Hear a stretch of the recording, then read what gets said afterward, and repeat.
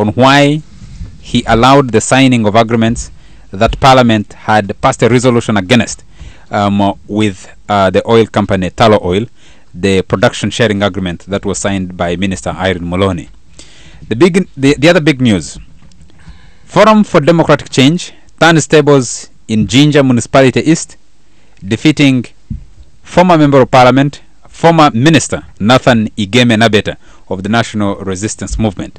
And the legalities, the separation of powers between the executive and the legislature, the president's address, the signing of those agreements, and what that means is what we'll be delving into. Let's start with the victory of the FDC in Jinja. Ona, did you see this coming? Paul Muiru winning that election, defeating Nathan Nabeta against the NRM. Sadly, I assume that I follow this kind of stuff. I really don't follow. Yesterday, we were in Barra launching a new brewery, so those are the kind of things. You built a new brewery? Yes, we are building a new brewery in Barra, the land of milk and honey, now land of milk, honey, and beer. I want to have one in Bukedea. I am surprised you're building a brewery in Barara. It produces milk. Are you turning milk into beer? They sell the milk and drink beer. I think it's not surprising that FDC wins a number of by-elections, especially since the last general election. Certainly, if you even had a general election today, I think the NRM would really struggle to repeat the 68% win, because certainly the country is very bitter, both economical and political. So I think it was really expecting too much for NRM to win, not in Jinja, which is close to Kampala. So I'm not surprised. And it really doesn't, of course, show that the FDC is going to win the next general election. It's just but NRM won with former Vice President Gilbert Bokenya, lost in Luero, won in Busiro North, lost in Luero. But Bukenya had effectively become an opposition candidate. He had been battered and most people sympathized with him. He was no longer in the establishment. So his victory was a sympathy vote. Nicholas, did you see this coming? Are you surprised by the turnout of the Jinja Municipality East election? Unfortunately, I'm like, well, nah. Not that I follow beer, but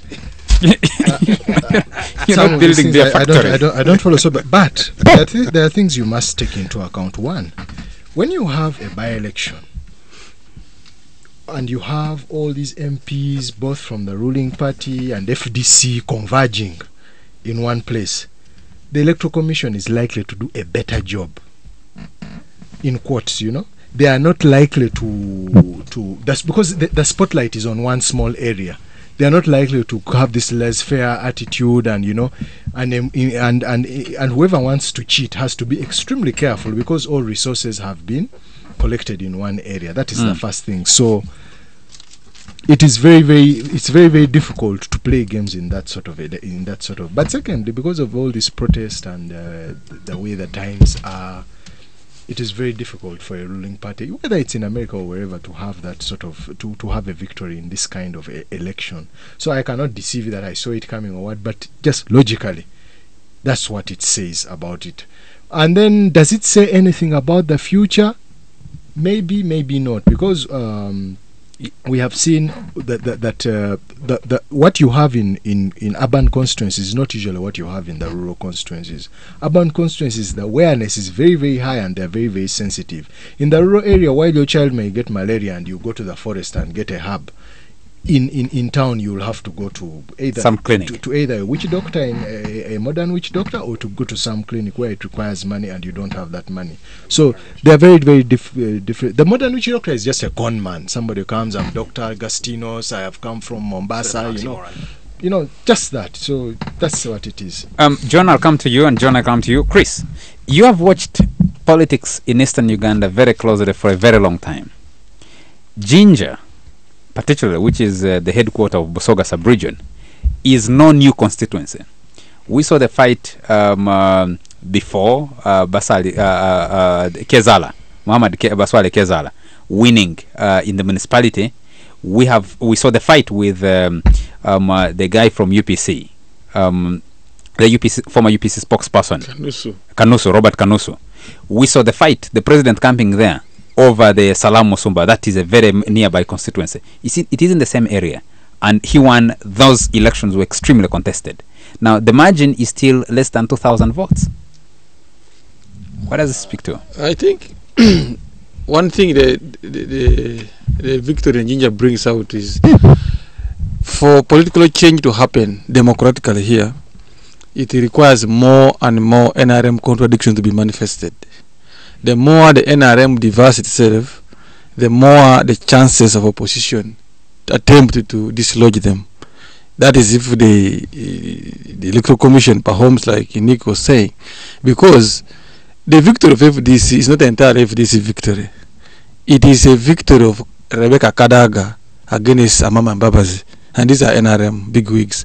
What he did not know is that several NRM camps flooded in Jinja. Mbabazi was pouring his boys there, and Nabeta, unfortunately, was seen as one of those Mbabazi is using to bring down Kadaga.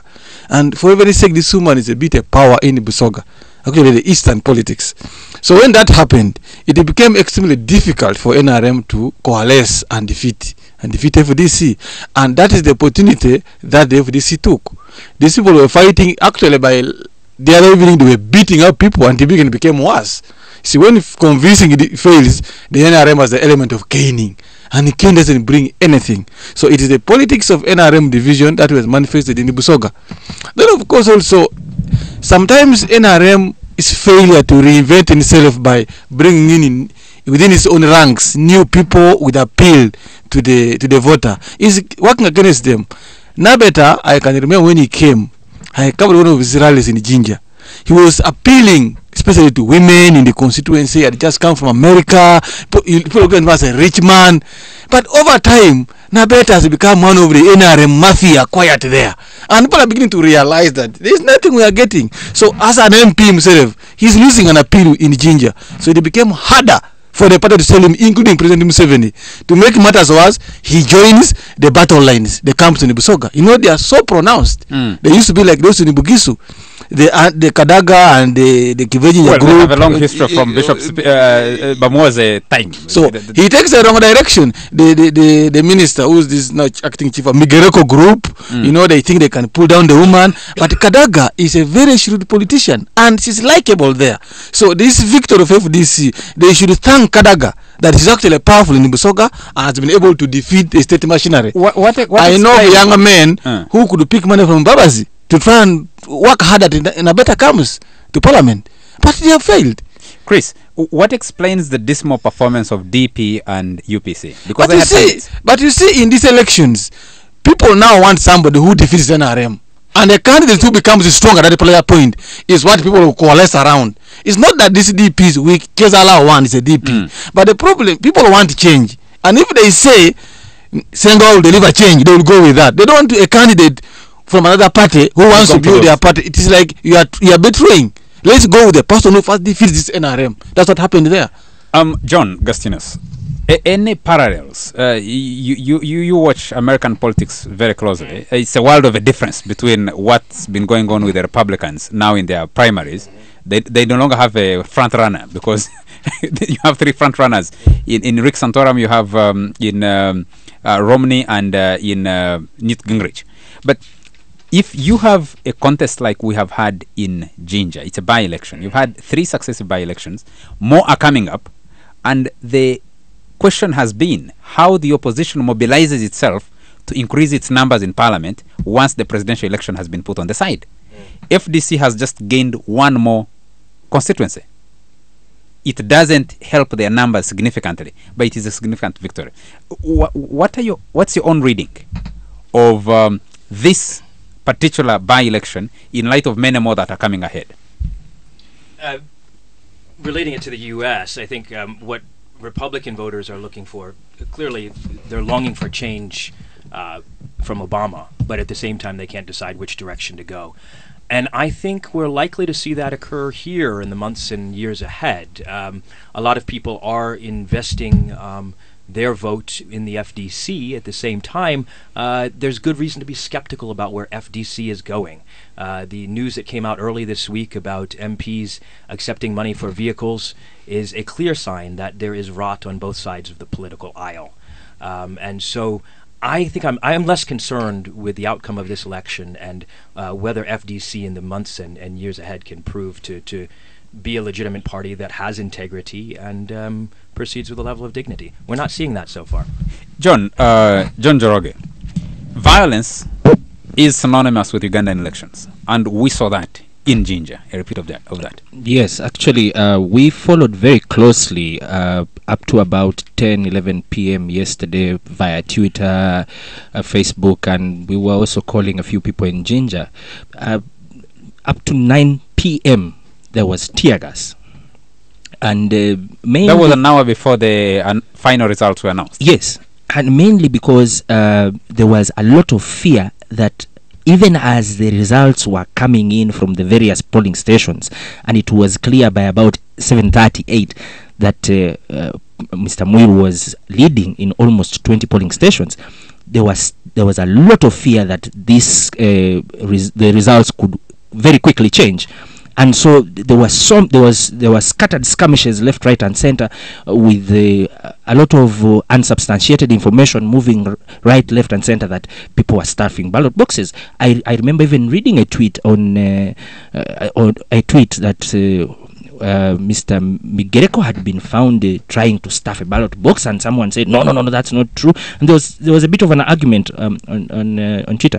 So I ran to Jinja very early this morning just to try and see what the situation down there was, and there's a lot of excitement about this victory. Extreme excitement. There were pockets of people who thought that Nabeta would actually win because of the money. But this victory has created a lot of hope and a lot of excitement in the Jinja area. As of this afternoon, the town is quite calm. Nabeta has lost a political appeal in his electorate. If he's listening, he should know that, because he joined the money-making element of this system. People have seen no hope in him, and he joins a political group fighting Rebecca Alitwala Kadaga. The woman is not a joke. Of course, we're missing in this discussion Timothy Kaligira. He tries to plot some of these things. The opposition wins in Entebbe. It wins in Wakiso in the general election. Now wins in Jinja. It maintains some control over Kampala. You have the win in Luwero. You have all these. What does it mean? Because if you put Entebbe together and put Jinja and put... But Nick answered you, Charles. There's nothing to go back there. He told you EC becomes a bit vigilant when it is a by-election. Let's take the break and come back to this discussion. KFM Hot Seat. The hottest debate on all relevant topics.